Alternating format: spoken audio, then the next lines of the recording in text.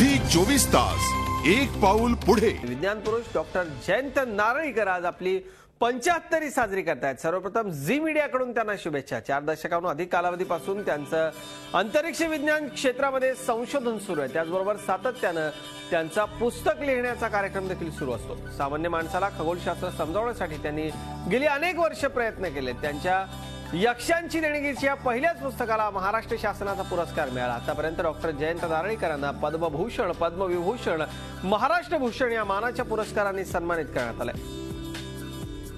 अशा विज्ञान पुरुषाची आज 75वी आणि आम्ही सगळी झी मीडियाची टीम आणि महाराष्ट्राच्या तमाम आमच्या प्रेक्षकांच्या वतीनं, तमाम जनतेच्या वतीनं 75वी निमित्त त्यांना शुभेच्छा।